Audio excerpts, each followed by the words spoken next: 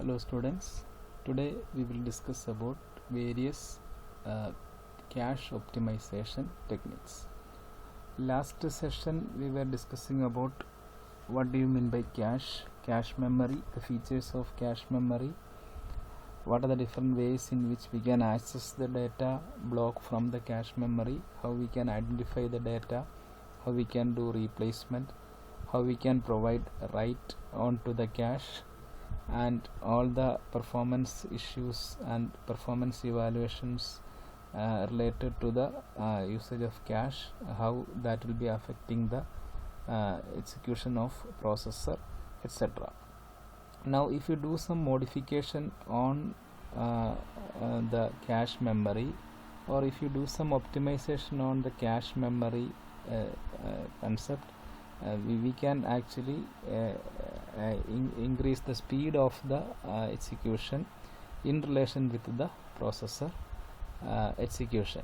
So today's session we will discuss about various cache optimization mechanisms. So there are 6 basic cache optimization techniques that we will be discussing. Then after that we are having 10 advanced optimization techniques also available, that we will see all these 6 optimizations in detail, and we'll just look into the other advanced optimizations. We'll look into that, but we will not be going in detail on advanced optimization techniques. But those advanced techniques are also based on the basic cache optimization techniques given as the first 6 categories. The first cache optimization technique is by using large block size for a cache in order to reduce the miss rate. So miss rate is one of the measure that affect the performance of the cache. So if we increase the size of block, each block present in a cache, we can reduce the miss rate, and if we reduce the miss rate, we can reduce the total memory access time or average memory access time. Now second optimization technique is by using larger caches. If we increase the size of cache, then also we can actually reduce the miss rate if we increase the total size of the cache. Then the third optimization technique is by using higher associativity. So as you know, full associativity means the block can be placed anywhere, and higher associativity means if we provide more blocks from where we can select any block. So if the associativity is higher, means the highest associativity is to give all the blocks that can be given for any block that is trying to access the cache. So if the associativity is higher, it will also reduce the miss rate, that in terms affect the or increase the reduce the average memory access time, and simultaneously it will increase the performance also. Then the fourth technique is by using multi-level caches. Now multi-level caches will reduce miss penalty, that is the second stage. So the first 3 techniques are used for reducing the miss rate. Now multi-level cache is used to reduce the miss penalty. That means after the cache miss, will be having miss penalty, the additional operations to access the content from the primary memory. So how we can reduce that delay? That is one method is by using multi-level caches. Then the fifth one is give priority to the read misses over writes. So if we consider more on the read misses, because as more number of instructions are based on read operations, so give some priority to all the read misses and give some additional, means some importance to the read operations over writes, so that we can reduce the miss penalty. So only for read operation we can go and collect the data from the primary memory, and if it is a write operation we can do some lower priority. So as most of the instructions are read, give more priority to the read operations and corresponding misses. And the last mechanism is avoid address translation. So in order to access the content from the cache memory, the initial operation is to find the address, that is during indexing of the cache. So it will actually reduce the time taken to access the cache memory. So in order to reach from processor to cache, it will be having some address translation. So if you reduce that, or if you avoid that address translation initially, it will reduce the hit time, which will also which is affecting the average memory access time. So based on these different measures like miss rate, miss penalty and hit time, we can follow different mechanisms that is used for the optimization of cache memory. Now we will discuss further and we will see one by one in detail.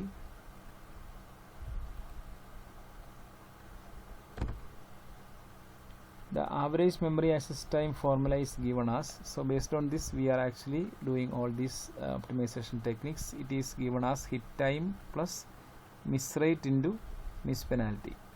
So in which miss rate is the most crucial one, and based on miss rate we are doing three mechanisms, three cache optimization mechanism we are using. Now the second one is miss penalty. In order to reduce miss penalty, we are using two cache optimization techniques, and in order to reduce hit time, we are using one cache optimization mechanism. So as this formula indicates, hit time plus miss rate into miss penalty. If you reduce this value, the overall value will be reduced. If you reduce this value, the overall value will also be reduced. If you reduce this, the average memory access time will also be reduced. But miss rate or miss penalty, variation in miss rate or miss penalty will be having more impact on reducing the average memory access time. Hit time alone will not do reduction in the overall memory access time. Now the 6 optimizations are organized in 3 different categories. One is reducing the miss rate, I was mentioning that, then reducing miss penalty and reduce the hit time.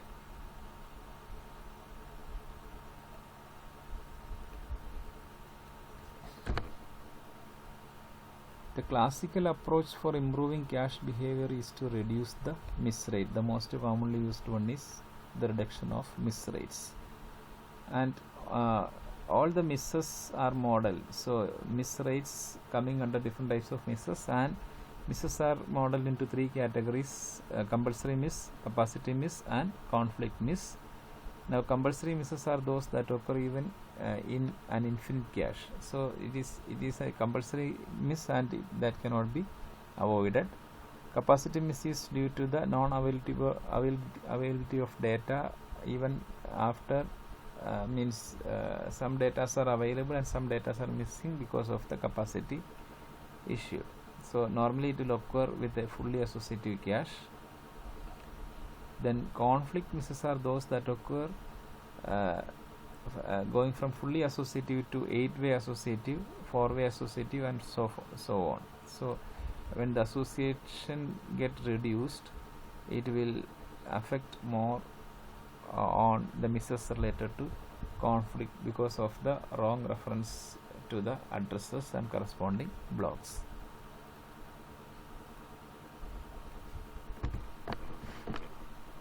Conflict misses are divided into misses caused by 8-way conflict misses.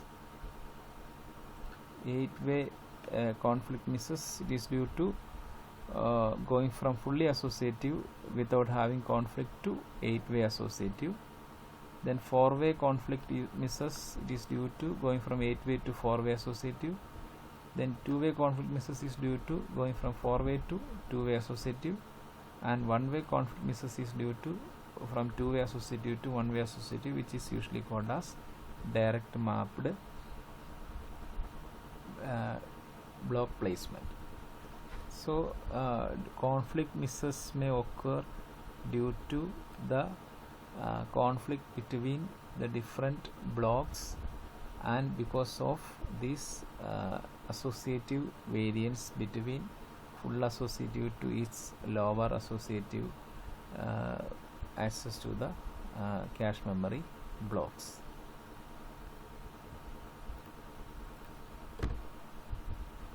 Now we look at some of the findings based on the associativity. The fully associativity placement avoids all conflict misses. So if it is fully associative, means the data can be placed anywhere within the within any block. So there is no issue, because everywhere anywhere the data can be placed. Now fully associativity is not always easier. It is expensive in hardware, but it may slow the processor clock rate, leading lower overall performance if we follow full. So normally we are not following fully associativity in the cache memory. We can do only little with the capacity miss, except to enlarge the cache. So for reducing capacity, in order to reduce capacity miss, we need to enlarge the size of the cache. So we are finding some points related to the optimization. Then for the upper level memory, if the upper level memory is much smaller than what is needed for a program, and a significant percentage of the time is spent moving data between two levels, there is a chance of having a thrash, because most of the time if the data is not available within the cache memory, the data to be transferred, moving from cache to primary and primary to cache, that will always happen, and that process is actually called as thrash, which is not always good, because if it happens frequently, it is an issue related to the computer system.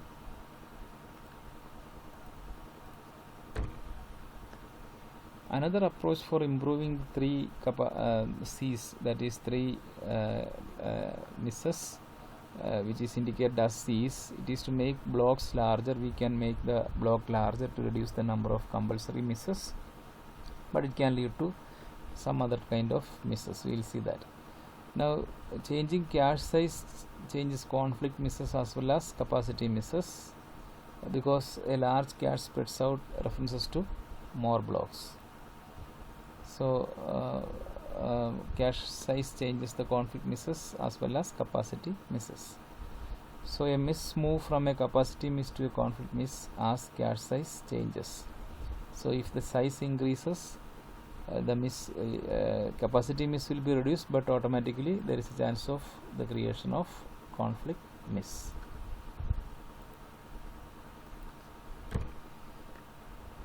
Now we look into the first optimization technique, that is increase the block size by adding larger block size. So normally we are having very small sized blocks available, like for example each with 4K as each block.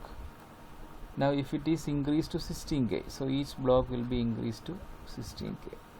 Now what happens is, if this is the total capacity of a cache, we are having 1, 2, 3, 4, 5, 6 blocks available.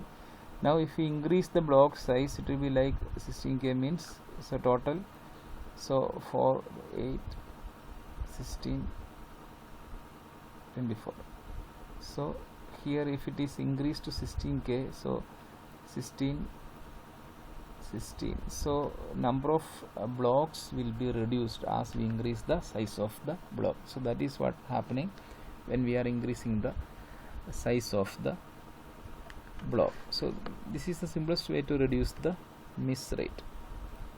Okay, so if you look at a general picture where we are having various block size starting from 16, 32, 64, 128 to 56 block size, for each block size we are looking into the percentage of miss rate. Now for 16K block size, the miss rate is moving for this 250K capacity size cache. So 250K is the size of the cache. This is the size of block. So for 256K you can see that the miss rate is from some 1%, and it is slightly reducing, and it is going almost in this slight percentage manner. Now for the same 16K block size, if the cache size is 64K, slight miss rate is being increased. So you can see that if the size of the cache is larger and the block size also larger, the miss rate is actually very small. Okay, so this is the place where we are having the miss rate with very small miss rate. Now if we reduce the cache size to 16K or 4K, and if we increase the cache size, means block size, you can see that the miss rate will be always around 10%, and it is being reduced when we increase to 32 to 64-bit block size. But if it is increased more, as we are having only the cache size 4K, so automatically it will reduce the, means again the miss rate will go upwards. So you can see that if the block size increases as well as the cache size also increases, if it is larger, we will be having a less miss rate overall. But practically it is a difficult task because we cannot always do this block enhancement because we are only changing the size of the block, we cannot change the size of the cache.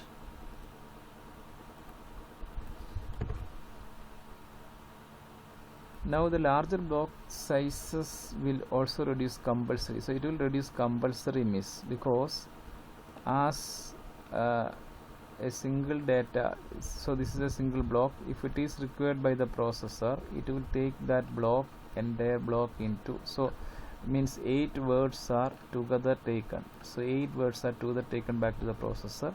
So it will reduce the compulsory miss, because the data is available, means if I am looking for one data, one word, but 7 more words are available, so all these words are together coming into the processor side, so compulsory misses. So from these 8 words, one word may be the requested word, so we can reduce the total number of compulsory misses. It takes the advantage of spatial locality, because the value that the data present in the block is now closer to the processor by using spatial locality, and more words are brought together. So not only one word, 8 words are brought together, so it may be the second word or third word or fourth word, so those data are required by the processor now. So we can reduce the compulsory misses by using the increasing the size of the block. Now in the meantime, when it reduces compulsory miss, it will increase the miss penalty also, because the bus width is the issue. Larger blocks increases the miss penalty, because so 8 word is the size of the block, but if the bus between memory and cache is only of 4 word capacity, 2 times we need to have for transferring this 8 word, this bus is to be used 2 times. First 4 word to be transferred to primary memory or from memory to block. Similarly, the next remaining 4 word to be transferred from this location to this location. So this latency and this penalty time will be more, so it will increase the miss penalty if we increase the size of the block. It is because of the bus width issue. As they reduce the number of blocks in the cache, so the number of blocks will be reduced in the cache because we are increasing the size, so we'll be having only less number of blocks available. The larger blocks may increase conflict misses, so it will increase the conflict misses because there will be some conflict between different addresses part of the blocks available within the cache memory, and it will also affect the capacity miss if the cache is even small. So even if we are increasing the size of the block, even that doesn't mean that we are increasing the total size of the or total capacity of the cache. So it will affect the capacity also. So it will affect capacity misses also. So the selection of block size depends on both the latency and bandwidth of the lower level memory. It depends on the cache memory whether we need to increase the size of the block or not. High latency and high bandwidth encourage large block size because the cache gets many more bytes per miss for a small increase in the miss penalty. So more bytes will be received each time as the block size is being increased. So each time we can bring a very larger block. Twice the miss penalty of a small block may be close to the penalty of a block twice the size of the cache memory.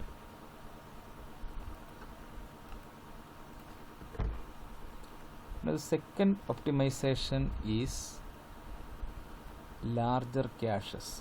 So first case we were increasing the size of the block without increasing the size of the cache. So cache remains the same, but we are increasing the size of the block so that we can bring more words together into the processor. Now in order to reduce the capacity misses, we are using larger caches. So we are trying to enhance the size of the entire cache. So the entire cache size capacity will be increased. We will be having more number of blocks available. So automatically the capacity misses can be reduced. But the drawback of this mechanism is having a longer hit time.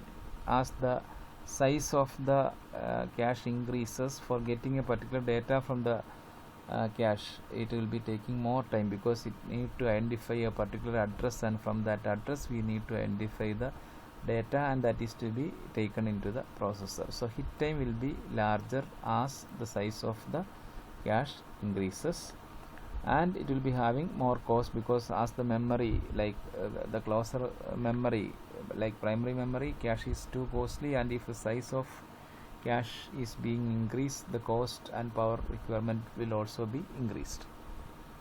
Now this is popular with off-chip caches, separate caches than it is than used in on-chip caches. So for separate cache off-chip caches, we are using the technique called as larger caches, which is the second optimization for the optimization of cache. Now we move to the third optimization, which is called as higher associativity. So the first and second one, they are trying to reduce the miss rate because miss rate will be reduced as the more data is available with larger block size, more data is available with larger cache size. Now higher associativity, this will also reduce miss rate. So miss rates improve with higher associativity. So miss rate improve means it will reduce the miss rate. So improving miss rate means it is reducing the miss rate. So there are two rules. 8-way set associative is for practical purposes that is effective in reducing misses for the same sized caches as fully associative. 8-way to 4 and 2-to-1 cache or direct map cache of size n has brought the same miss rate as a 2-way set associative cache of size n by 2. So means 2-way associative means we are having 2 blocks available, anywhere we can place the element. So if it is 4-way means 4 blocks are available, in this 4 block anywhere we can place the element. So if the size of the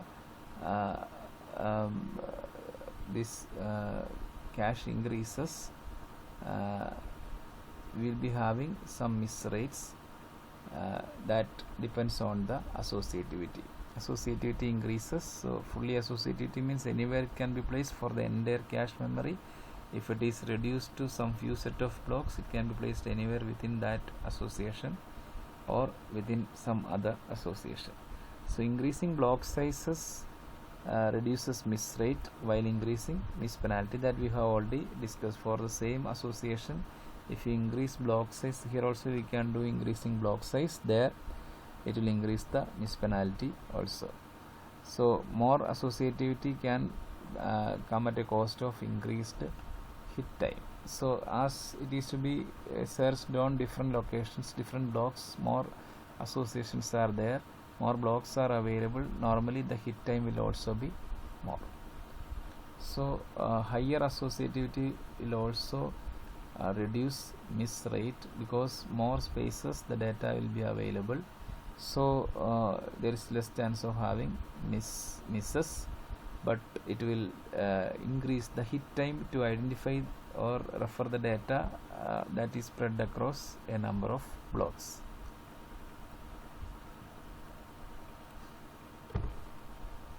Now the fourth optimization is so first three was based on reducing the miss rate. Now the fourth optimization is for reducing miss penalty, second stage, from cache to primary memory. Now the method used is multi-level caches, the usage of multi-level caches to reduce miss penalty. What is this multi-level caches?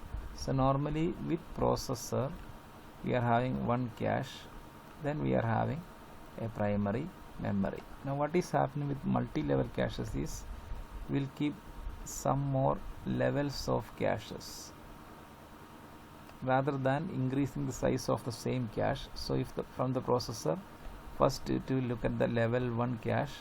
If it is not available, it will go and look into the level 2 cache.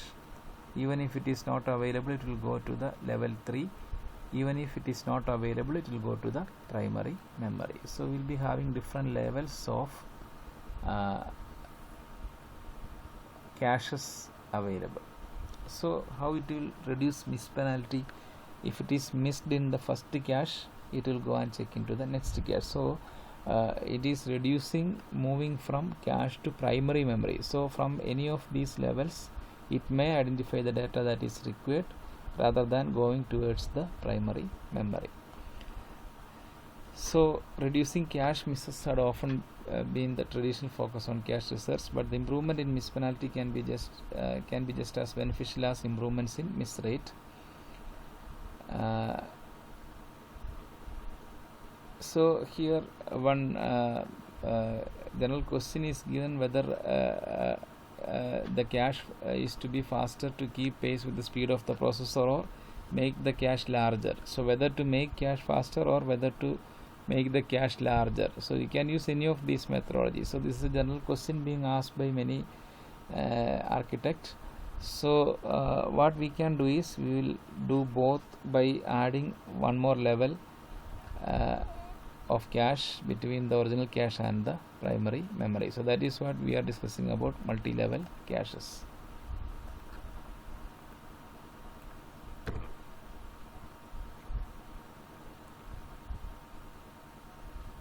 Now the first level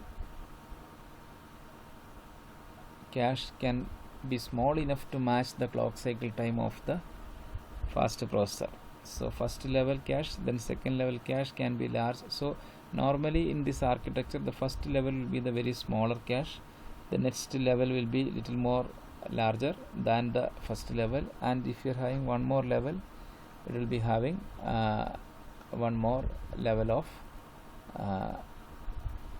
of means larger capacity cache.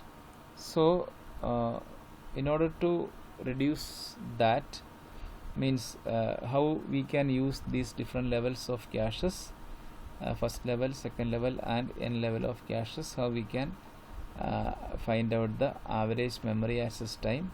Now it is modified to the same formula, hit time plus miss rate into miss penalty. Now we will look at, so if this is level 1, then we are having level 2, then we are having memory.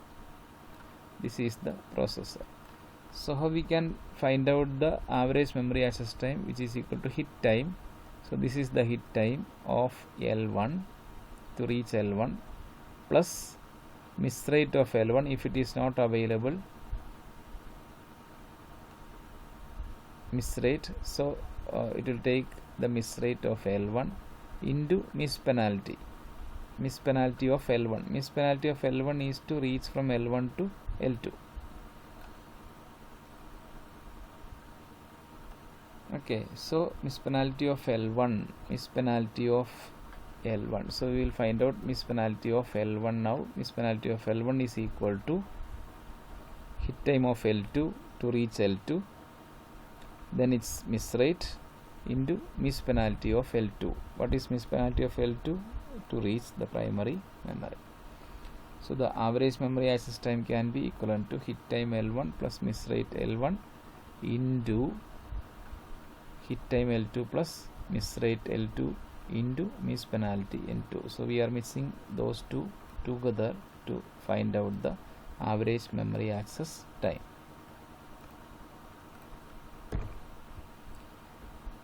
Now comes the fifth optimization. That is we'll give some more description on multi-level caches.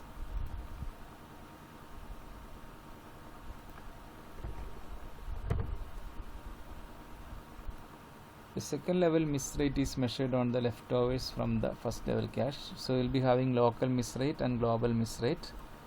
So local miss rate is the rate that is simply the number of misses in a cache divided by the total number of memory access to this cache. So that is the local miss rate of L1, for example. So the first level cache, it is equal to miss rate L1. So it was already mentioned in the previous equation, and for the second level it is miss rate of L2. Now we are considering a global miss rate also. So global miss rate can be the number of misses in the cache divided by the total number of accesses generated by the processor. So it will take the total miss rate. That means by considering all the levels of caches, we are taking the total misses divided by the total access generated by the processor. So we are considering both local miss rate as well as global miss rate. So using the terms above, the global miss rate for the level 1 cache is just miss rate L1, and for the second level it is miss rate L1 into miss rate L2, which is the global miss rate. So for the first level it is only miss rate L1, for the next level it is miss rate L1 into miss rate L2. That is actually the total misses divided by the total access by the processor.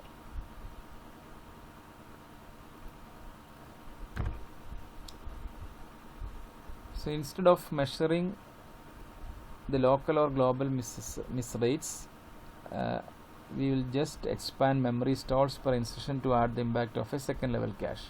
So again, average memory stalls per instruction can be given as misses per instruction L1 into, so we are just replacing local and global miss rates with the memory stalls per instruction. So misses per instruction L1 into hit time L2 plus misses per instruction L2 into miss penalty L2 in terms of misses per. So previously we were given in terms of miss rates, miss penalty, average memory access time to hit time plus miss rate into miss penalty. Now it is modified to misses per instruction into hit time plus misses per instruction L2 into miss penalty, gives the average memory stalls per instruction.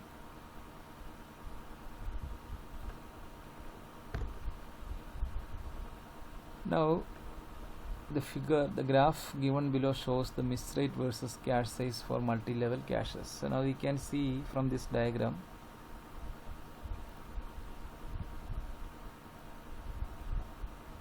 the x-axis gives the cache size. As the cache size increases, what happens? This is the miss rate. Now cache size is 4, miss rate is 99. Now cache size is 32, miss rate is 96. Now the cache size is 2048, miss rate is 39. Cache size is 4096, miss rate is 35. It is very clear that if we increase the size of cache, either simply increasing the size of a single cache or by adding more levels to the cache will automatically decrease the miss rate. There is more chances of having the data available within the different levels of caches available between the processor and primary memory.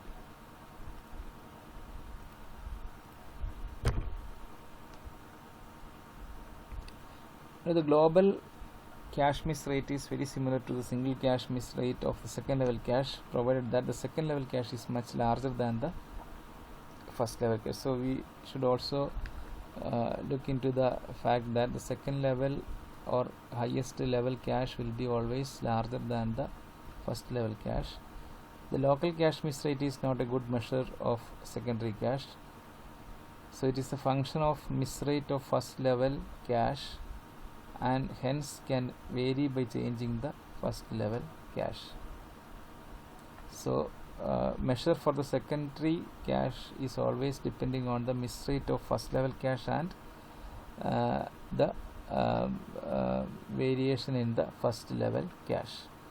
The speed of the first level cache affects the clock rate of the processor because which is closer to the processor. So first level cache which is closer to the processor will affect the clock rate of the processor, and the speed of second level cache only affects the miss penalty of the first level cache. So whichever is closer to the processor will affect the clock rate of the processor, whichever is closer to the memory will affect the miss penalty of the previous level cache.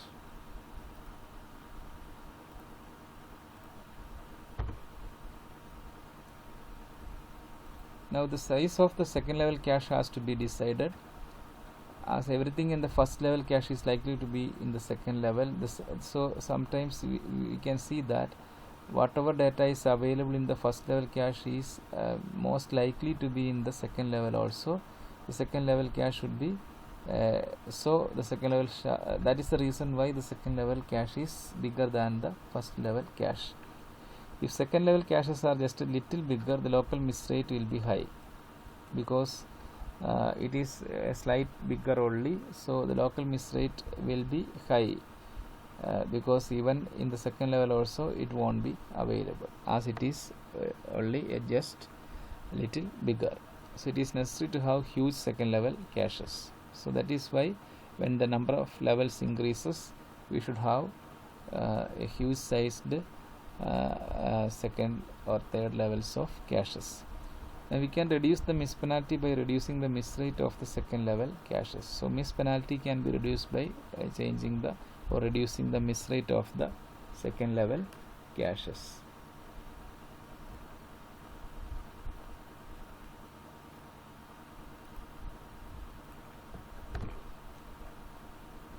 Now we'll do one more consideration, whether the data in the first level cache are in a second cache, whether it is always required to have the first level cache content or data in the second level cache also. Now multi-level inclusion property. So here we are considering multi-level inclusion property where L1 data are always present in the, so it is not always there, but by following this property the data present in the level 1 cache will be always present in the second level also. Now the drawback of this inclusion is that we can have smaller blocks for the smaller first level cache and larger blocks for the larger second level cache. So for different caches, for lower level we will be having lower size block only, for larger we are having larger sized block. So if the size varies for different levels of caches, the transformations will also be affected because of the differences in the size of blocks. Now we are considering the fifth optimization, which is called as which is based on giving priority to read misses than writes. Give priority to give misses over the write misses, so that we are trying to reduce the miss penalty. So with a write through cache, what is write through cache? Write through cache will write the result into the cache as well as to the primary memory. The most important improvement is a write buffer of the proper size. So if that is the situation, we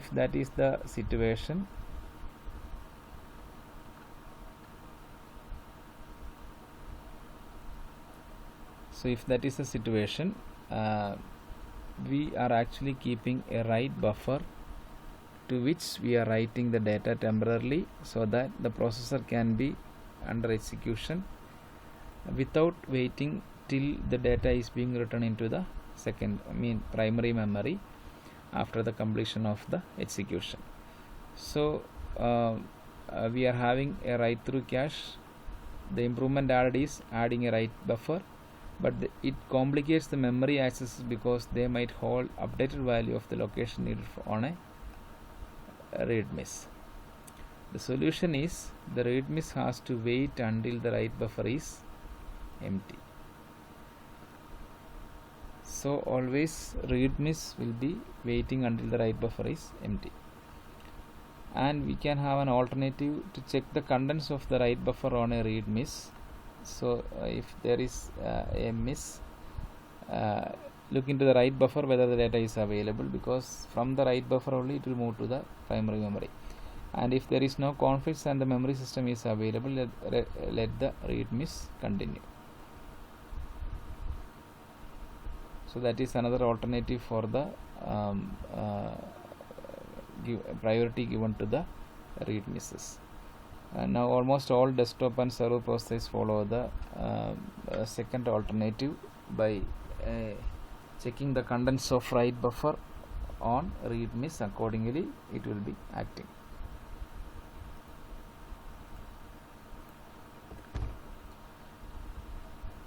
In a write back cache, so previously we are discussing about write through cache. In the write back cache, the read miss will replace a dirty memory block. A read miss will replace a dirty. So in write back, what is happening? It will be written into the cache only, but when it is being replaced, it is depending on the dirty memory block.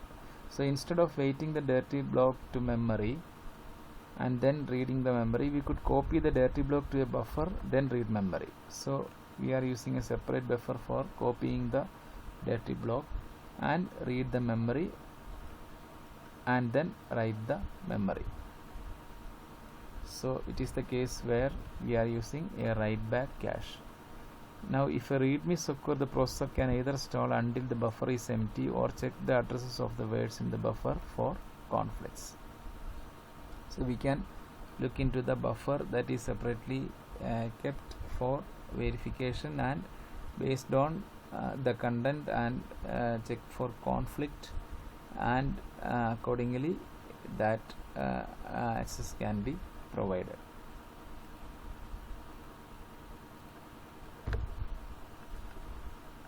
Now the last basic cache optimization mechanism is avoiding address translation that is happening during the initial stage.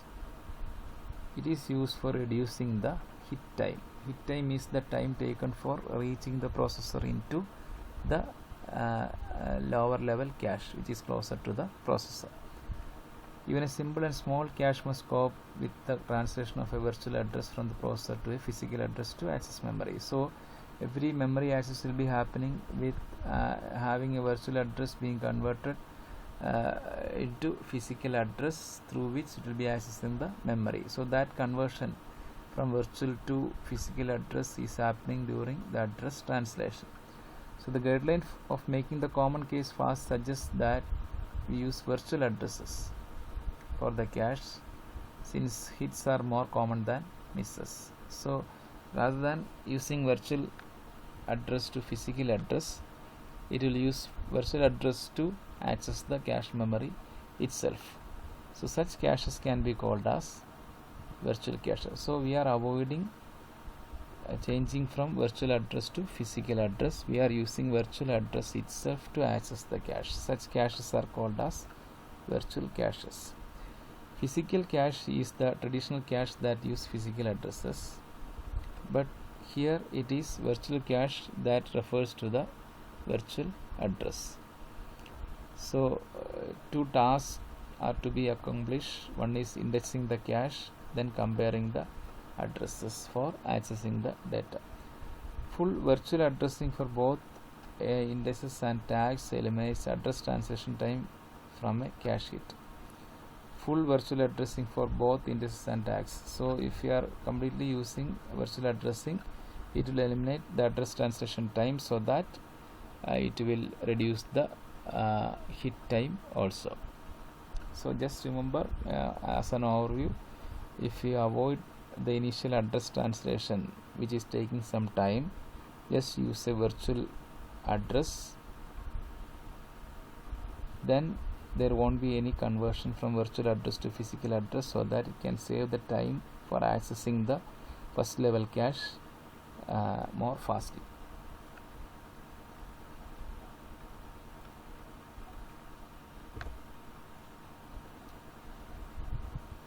Why does not everyone build virtually address cache? So there are some problems. That is why we cannot have these virtual addresses everywhere with every process. The reasons are: page level protection is checked as part of the virtual address to physical address translation. So page level protection is an additional part of conversion from virtual address to physical address. So that is not done with the virtually addressed cache. So this is one drawback. That is the reason why they do not build virtual addresses. Second reason is, every time a process is switched, the virtual addresses refer to different physical addresses, requiring the cache to be flushed. So every time when we use virtual caches, by using virtual addresses, we cannot save the contents within the cache. So we need to do flushing. We need to empty the content of flush each time, because they are using different virtual address with different physical addresses in different situations. So that is the second reason why most of them are not using virtual addressed cache. Then the third reason is, OS and user programs may use two different virtual addresses for the same physical addresses. So that is another reason. So sometimes they will be using aliases. Same virtual address may be used for two different or two different virtual address may be used with for the same physical address. It may confuse, and due to this aliasing, it may also have duplicate copies of data. So what will happen if there is duplicate data? If one is modified, it will have the wrong value. Means the second one duplicate will be having a wrong value, so only one will be updated, so that cannot be permitted. So these are the three reasons why generally we are not having a virtually addressed cache. But this is a mechanism to avoid address translation initially, to reduce the hit time of the cache. Now we were discussing about 6 basic cache optimization techniques.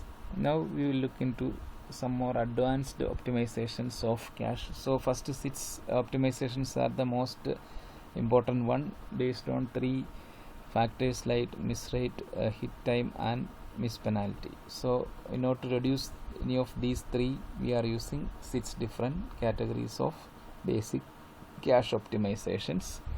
Now with these advanced cache optimizations, we will categorize those based on the 5 factors or 5 matrices by reducing the hit time, increasing cache bandwidth. If we increase the performance of cache by doing pipelining or multiple level caches or non-blocking caches, we can increase cache bandwidth. If we increase cache bandwidth, it will have a better performance than a normal cache. We can reduce the miss penalty as in the previous case. We can reduce the miss rate as in the previous case. Now for miss penalty, what we are doing is critical word first and merging right buffers. Reducing miss rate by doing compiler optimizations, by applying some optimization on the code during the compilation time itself. And the fifth one is reducing the miss penalty or miss rate via parallelism. So there we need to have some parallelism applied to the hardware, as well as some parallelism applied to compiler also in terms of software parallelism.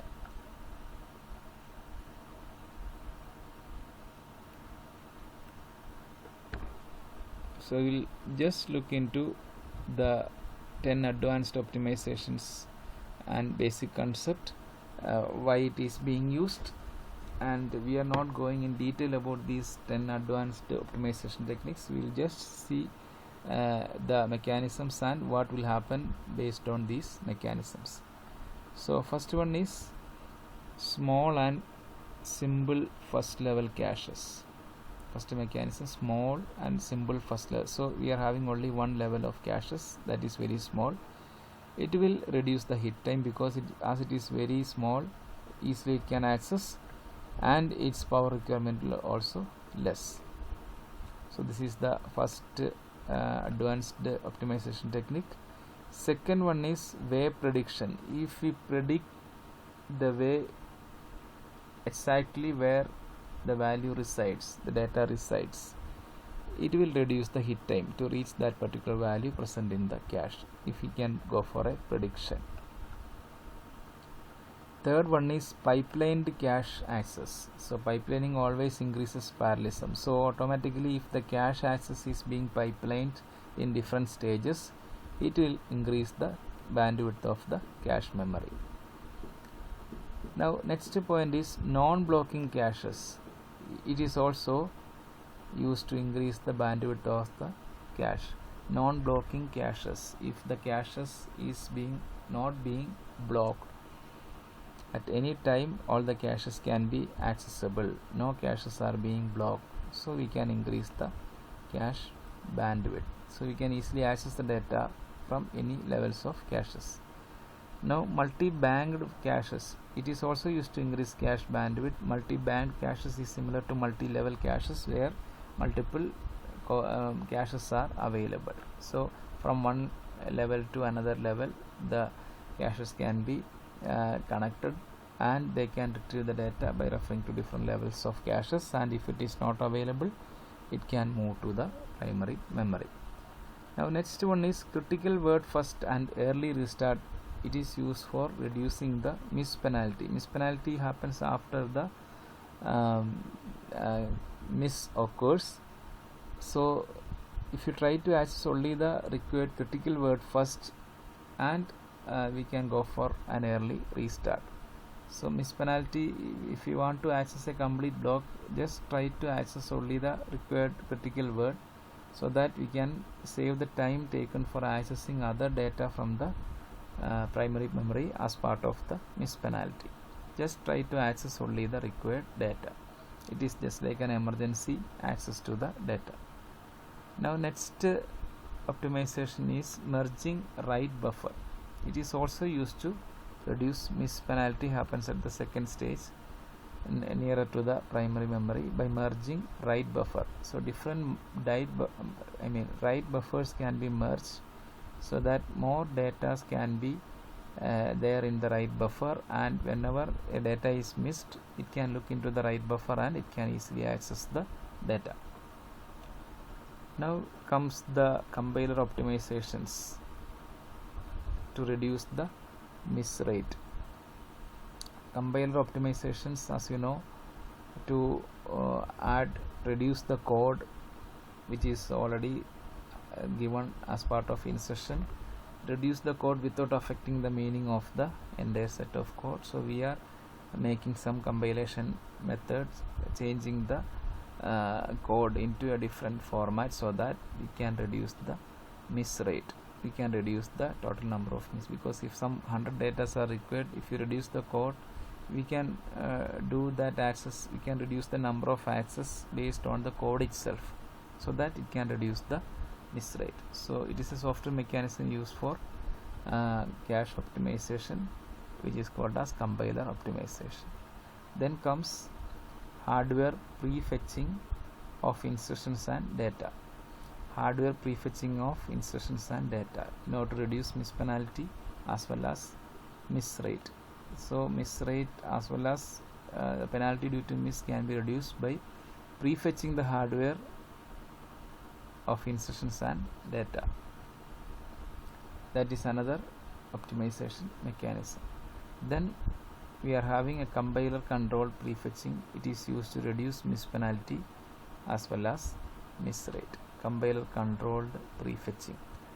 So software prefetching, data prefetching. Previously we had hardware prefetching of instructions and data. So these two will also increase the speed of cache by optimizing the cache memory present in the system. So these are the advanced cache optimizations and its performance and what will be affected based on these different optimization techniques.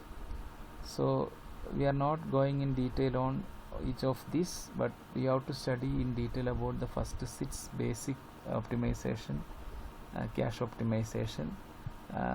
First 3 are based on basic cache optimization. First 3 are based on the miss rate in order to reduce miss rate. Next 2 is based on miss penalty in order to reduce miss penalty, and the last one is based on the reduction in hit time, based on the hit time. So hit time plus miss rate into miss penalty is actually the average memory access time. So if you reduce that memory access time, the cache performance will be improved. So in order to improve the performance of cache, any of these parameters like hit time or the miss rate or the miss penalty must be reduced. If any one is being reduced, automatically it will affect the overall or average memory access time. In terms, in the meantime, it will reduce the entire average memory access time, and it will increase the performance of cache. So that's it for now. We will see the other memory related topics in the next session. Thank you.